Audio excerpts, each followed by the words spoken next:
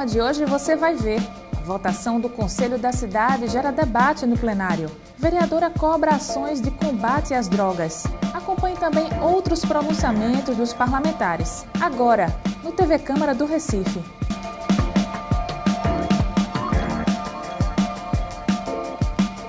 Olá, bom dia para você. O futuro do Recife em diversos aspectos. Durante a votação do projeto de lei do Executivo, que institui o Conselho da Cidade, os vereadores promoveram um amplo debate para discutir as emendas propostas. O projeto do Executivo que cria o Conselho da Cidade do Recife foi aprovado na Câmara. Antes da votação, ocorreu um grande debate.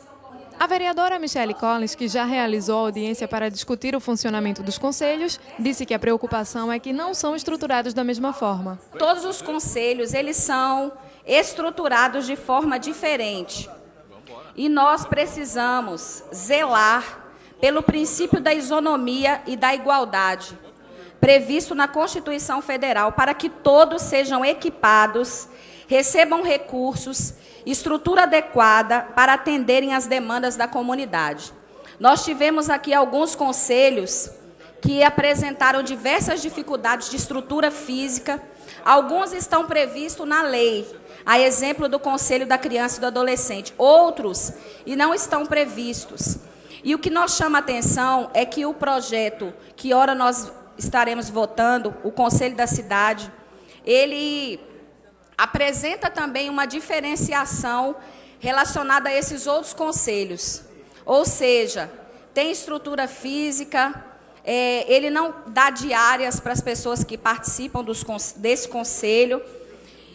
E nós gostaríamos de deixar aqui a nossa consideração relacionado à importância de todos os conselhos. O Conselho das Cidades é muito importante, porém, nenhum conselho é mais importante do que o outro. Aline Mariano compartilhou a preocupação de Michele Collins e cobrou o levantamento da Secretaria de Assistência Social sobre a estrutura dos conselhos. A estruturação da rede de assistência social para que, de fato, os conselhos tutelares, que são aqueles que cuidam das nossas crianças e dos nossos adolescentes, além do CONDICA, possam dar uma resposta eficiente. Nós temos todos os relatórios, apresentamos, inclusive, no seio da Comissão de Direitos Humanos, a secretária de Assistência Social, e Vossa Excelência se lembra quando ela disse que já existia um planejamento para reformar esses conselhos, para equipar esses conselhos, já que conseguimos, é verdade, alguns avanços salariais para esses conselheiros tutelares que dão o que pode, mas que a estrutura de pessoal e de infraestrutura ela tem que ser dada pela gestão. Então, Vossa Excelência reforça aqui uma solicitação nossa para que a Secretaria de Assistência Social ela possa apresentar esse planejamento, essas metas. Henrique Leite concordou com os argumentos das vereadoras. Eu só queria acentuar a questão do sindicato dos servidores municipais, que o representante ele é servidor público e ele precisa fazer parte de alguns conselhos dentro da gestão da prefeitura. Raul Zugman foi à tribuna continuar a discussão. Antes de falar sobre o Conselho da Cidade, o vereador destacou um outro projeto relacionado ao assunto. Hoje nós estamos votando o Concidades, o Conselho de Cidades, fruto de um trabalho desenvolvido por técnicos da Prefeitura e com a participação social. Quando aconteceu a transferência do CDU para a Secretaria de Mobilidade, todas as entidades que desenvolviam e faziam com cidades, todas fizeram um abaixo-assinado e um apelo ao prefeito. Prefeito, não transfira o CDU para mobilidade. Eu orientarei a bancada a votar pelo projeto.